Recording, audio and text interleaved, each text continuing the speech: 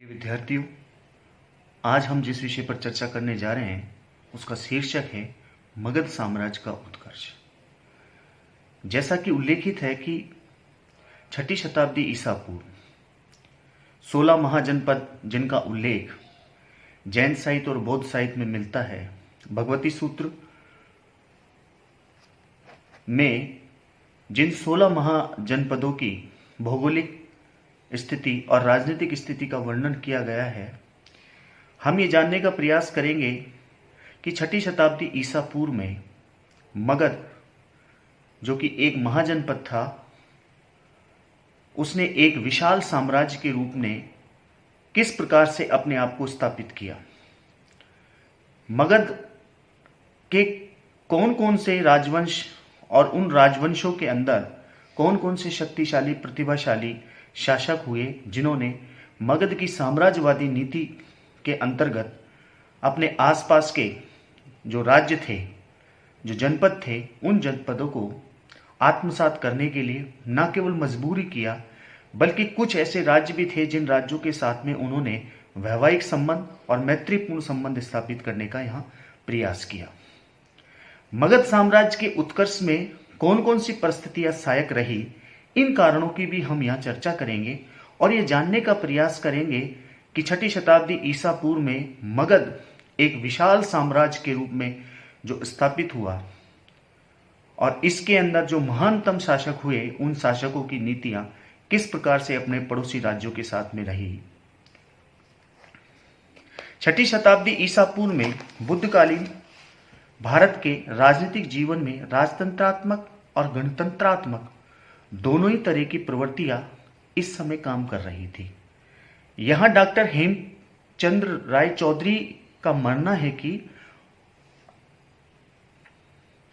उत्तर बिंबिसार काल के राजनीतिक इतिहास की विशेषता यह है कि उस समय दो विरोधी, अंतर्मुखी और बाह्यमुखी शक्तियां साथ साथ काम कर रही थी। अर्थात एक और तो स्थानीय जनपदों का स्वायत्त शासन के प्रति प्रेम और दूसरी ओर समूचे देश को एक राजतंत्र के अधीन एकता के सूत्र में बांधने की भावना थी। 6ठी शताब्दी ईसा पूर्व के बाद को ऐतिहासिक धारा में राजतंत्र मूलक साम्राज्यवादी प्रवृत्तियों के उत्कर्ष का काल आरंभ हुआ। उत्तरी भारत में एक छत्र राजनीतिक साम्राज्य एवं वर्चस्व स्थापित करने के लिए 4 महाजनपदों मगध, कौशल, वत्स एवं अवंती के मध्य शक्ति संघर्ष हुआ, जिसमें मगध अन्य शक्तियों को परास्त करके एक विशाल साम्राज्य की स्थापना करने में सफल रहा। बिंबिसार तथा नंद जैसे शक्तिशाली शासकों के समय भारतीय राजनीति में मगध का वही स्थान है जो पूर्व नॉर्मन इंग्लैंड में वेसेस और जर्मनी में प्रशिया का है। मगध का आरंभिक इतिहास किस प्रकार का रहा, जैसा कि इसके संबंध में ऋग्वेद में भी हमें इसका उल्लेख देखने को मिलता है कि प्राचीन मगध राज्य का भौगोलिक विस्तार आधुनिक बिहार के पटना एवं गया जिलों तक था। मगध राज्य के उत्तर में गंगा नदी, पूर्व में चंपा नदी, पश्चिम में सोन नदी तथा दक्षिण में विंध्याचल की पहाड़ियां थी। मगध की आरंभिक राजधानी गिरिव्रज या राजगृह थी, जो गया के निकट स्थित पहाड़ियों में बसी थी। महाभारत में गिरिव्रज के अन्य नाम भी दिए गए हैं, जो इस प्रकार से हैं: राजगृह, मागधपुर तथा वृद्रथपुर। बौद्ध ग्रंथों में इसे बिंबिसारपुरी भी कहा गया है। मगध का सबसे पहले उल्लेख अथर्ववेद में मिलता है। अथर्व संहिता में ब्राह्मण सीमा के बाहर रहने वाले वात्य को मगध से संबंधित कहा गया है। वैदिक साहित्य में मगध के ब्राह्मणों को निम्न कोटि का कहा गया है। प्रसिद्ध विद्वान ओलनार्ड बर्ग के अनुसार उनके संस्कार वैदिक रीति से संपन्न न होने के कारण उन्हें ऐसा माना गया है। वैदिक साहित्य में मगध के एक ही राजा के नाम का उल्लेख मिलता है, प्रमगंध। इसके राज्यकाल की किसी घटना की जानकारी हमें नहीं मिलती कि इसका शासनकाल कब रहा, किस प्रकार से रहा। महाभारत और पुराणों में मगध के प्राचीनतम राजवंश वृहद्रथ बताया गया है। जैसे वृहद्रथ और जरासंध नामक दो प्रसिद्ध राजा इस राजवंश के अंदर हुए। मगध के इस आदि वंश की स्थापना वृहद्रथ ने की। वृहद्रथ के बाद जरासंध मगध का राजा हुआ। पुराणों में जरासंध के पुत्र सहदेव से लेकर रिपुंजन तक वृहद्रथ वंश के राजाओं की सूची हमें मिलती है। 6ठी शताब्दी ईसा पूर्व तक वृहद्रथ या वृहद्रथ वंश का अंत हो चुका था। बौद्ध और जैन साहित्य के अनुसार वृहद्रथ वंश के बाद आने वाले जो राजवंश था वो था हर्यक वंश और उसका संस्थापक बिंबिसार था जो बुद्ध का समकालीन था। यहीं से मगध जनपद एक साम्राज्य के रूप में विकसित होने की जो कवायद है वो शुरू होती है। जिस प्रकार किसी शांत सरोवर में के मध्य पत्थर फेंकने से उसमें उठने वाली तरंगों के वृत्त धीरे धीरे फैलते चले जाते हैं, वैसे ही मगध साम्राज्य की सीमाएं फैलकर भारत के विभिन्न प्रदेशों में अपने में समेटती चली गई। मगध साम्राज्य के उदय एवं विकास के 3 जो चरण हैं वो इस प्रकार से हैं। इसके अंदर 3 जो राजवंश जो प्रमुख रूप से माने गए हैं वो हैं। प्रथम चरण के अंदर हर्यक वंश, जिसका कालक्रम जो यहां बताया गया है वो 545 ईसा पूर्व से 412 ईसा पूर्व। द्वितीय चरण जो बताया गया है उसके अंतर्गत शेषुनाग वंश, जिसमें 412 ईसा पूर्व से 344 ईसा पूर्व। और तृतीय चरण जिसके अंदर नंद वंश 344 ईसा पूर्व से 322 ईसा पूर्व। मगध साम्राज्य का जो प्रथम चरण है जिसके अंतर्गत हम हर्यक वंश की बात करेंगे कि हर्यक वंश जो कि एक नागवंशीय शाखा इसे मानी गई है, मगध के एक बड़े साम्राज्य के रूप में विकसित होने की दिशा में यह पहला महत्वपूर्ण चरण है। हर्यक वंशीय राजाओं मुख्यतः बिंबिसार एवं अजातशत्रु के नेतृत्व में संपन्न हुआ। हर्यक वंश जैसा कि कहा गया है नागवंशीय क्षत्रियों का एक उपवंश जान पड़ता है। हर्यक शब्द का यहां अर्थ जो बताया गया है वो है हरि अर्थात नाग, नाग और अंक अर्थात चिन्ह, अतः हर्यक यानी नाग चिन्हांकित। हर्यक वंश की स्थापना 545 ईसा पूर्व बिंबिसार के द्वारा की गई। उसने 493 ईसा पूर्व शासन किया। बिंबिसार के बाद उसका पुत्र अजातशत्रु जो 493 ईसा से लेकर 461 ईसा पूर्व तक मगध का शासक रहा। अजातशत्रु के बाद उसका पुत्र उदयन या उदयभद्र जो 461 ईसा पूर्व से 445 ईसा पूर्व तक रहा। उदयन के पश्चात उसके उत्तराधिकारियों में अनिरुद्ध, मुंडक और नागदशक ने 445 ईसा पूर्व से 412 ईसा पूर्व तक शासन किया।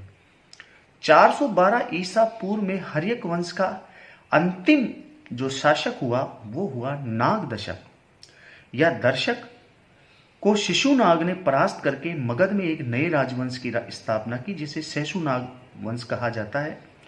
अब हम हर्यक वंश का जो संस्थापक था बिंबिसार उसके संबंध में यहां जानकारी लेंगे कि उसने किस प्रकार से अपने राज्य की सीमाओं को यहां विस्तारित किया। बिंबिसार जिसका शासनकाल है 545 ईसा पूर्व से लेके 493 ईसा पूर्व, मगध के साम्राज्यवादी स्वरूप का प्रवर्तक या संस्थापक बिंबिसार था। वह दक्षिण बिहार के एक छोटे से सामंत या राजा का पुत्र था। उसके पिता का नाम विभिन्न ग्रंथों में अलग अलग दिया गया है। हेमजीत, क्षत्रोजय, भट्टिय, बोधिश ये उसके नाम बताए गए हैं। बिंबिसार का दूसरा नाम सैनिक या सैनीय था। वैसे ही अजातशत्रु का दूसरा नाम कुणिक या कुनीय था।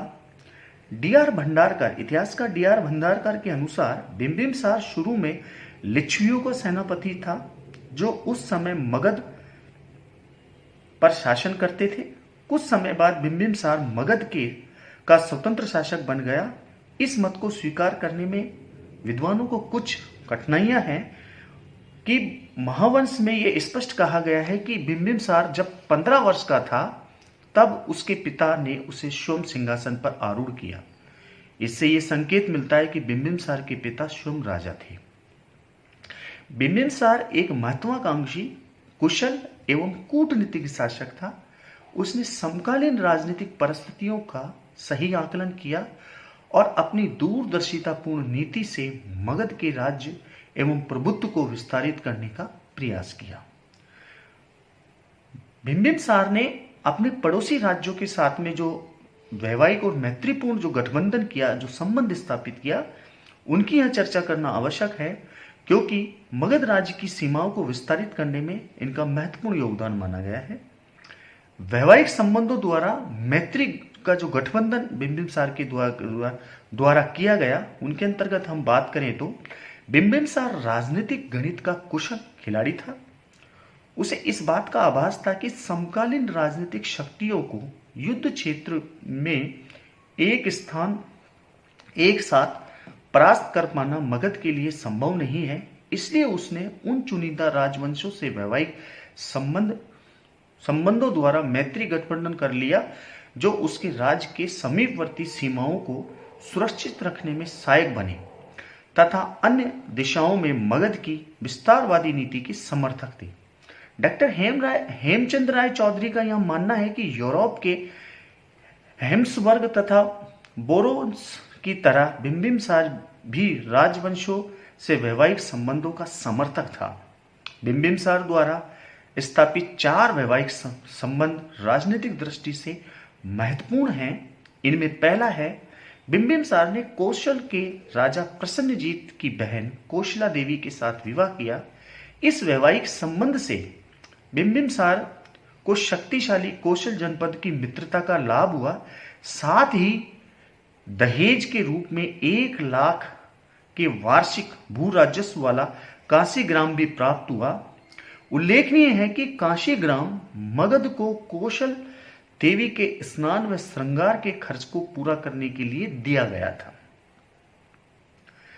यह पहली एक घटना प्राचीन भारत के इतिहास में हमें देखने को मिलती है कि दहेज के रूप में काशी ग्राम जैसा प्रदेश जिसकी आय 1 लाख थी, वो रानी के श्रृंगार के लिए और स्नान के खर्च के लिए दिया गया था। दूसरा यहां जो देखने को मिलता है कि बिंबिसार ने वैशाली के लिच्छवी शासक चेटक की पुत्री छेलना के साथ में विवाह किया। इस मैत्री संबंध द्वारा बिंबिसार ने न केवल मगध की उत्तरी सीमा को सुरक्षित किया बल्कि कुछ अन्य लाभ भी अर्जित किए। वैशाली गंगा नदी के उत्तर में स्थित होने के कारण व्यापार का एक प्रसिद्ध केंद्र थी। मगध के व्यापारियों को इस स्थिति का आर्थिक लाभ मिला। दूसरे विनय पिटक में कहा गया है कि लिच्छवी लोग रात के अंधेरे में उत्तर की ओर धावा बोलकर मगध की राजधानी में लूटपाट कर लेते थे। इस वैवाहिक संबंध के बाद इस प्रकार की जो घटनाएं, जो लूटपाट की घटनाएं हुआ करती थी, उन घटनाओं पर एक तरीके से विराम लगा। बिंबिसार ने मध्य नरेश, जो कि उत्तरी पंजाब की राजकुमारी क्षेमा, जिसे कई स्थानों पर खेमा भी कहा गया है, के साथ विवाह कर मद्रों के साथ मित्रतापूर्ण स्थापित किया। बिंबिसार की एक अन्य रानी विदेही कन्या वासवी थी। मिथिला के विदेहियों से वैवाहिक संबंध स्थापित कर बिंबिसार ने अपने शत्रु अंग देश को उत्तर पश्चिम की ओर से मैत्री विहीन कर दिया। अनुमान यह भी है कि बिंबिसार के समकालीन कुछ अन्य राजवंशों के साथ वैवाहिक संबंध भी स्थापित किए गए, क्योंकि महावग्ग जो कि बौद्ध साहित्य है उसमें बिंबिसार की 500 रानियों का यहाँ उल्लेख हमें देखने को मिलता है। तो इस प्रकार से बिंबिसार ने कुछ अपने पड़ोसी राज्यों के साथ में मैत्री और वैवाहिक संबंध स्थापित करके मगध राज्य की जो सीमाएं थी उन सीमाओं को सुरक्षित रखने का यहाँ प्रयास किया। दूसरा, उसने राजनयिक और सौहार्दपूर्ण संबंधों द्वारा मगध का सुदृढ़ीकरण किया। वैवाहिक संबंधों के अतिरिक्त बिंबिसार ने कुछ अन्य राज्यों के साथ में राजनयिक तथा सौहार्दपूर्ण संबंध स्थापित कर मगध की स्थिति को मित्रों के बाहुल्य से और अधिक सुदृढ़ बना लिया। रोहुक सिंध का राजा रुद्रायन एवं गंधार का राजा पुष्कसारी बिंबिसार के नए मित्र थे। गांधार के राजा पुष्कसारथी ने मगध की सभा में अपना एक दूत भेजा। विद्वानों का मानना है कि बिंबिसार ने गंधार, काम्बोज, वत्स, मद्र एवं सिंध के साथ दौत्य यानी कि दूत संबंध स्थापित किए। बिंबिसार ने अवंती के राजा प्रघोद से भी सौहार्दपूर्ण स्थापित किए कर लिए। एक बार राजा प्रघोद जब पांडु रोग से ग्रसित हुआ अर्थात पीलिया रोग से जब वो ग्रसित हुआ तो बिंबिसार ने अपना जो राज्य वैद्य था जीवक को उसके उपचार के लिए भेजा। इसका मतलब कि यहां अवंती के साथ में भी बिंबिसार के सौहार्दपूर्ण जो संबंध थे वो बने रहे। तीसरा उसने जो नीति यहां अपनाई वो है युद्ध एवं आक्रामक नीति द्वारा साम्राज्य का विस्तार किस प्रकार से उसके द्वारा किया गया, इसकी चर्चा हम अगली क्लास में करेंगे। धन्यवाद।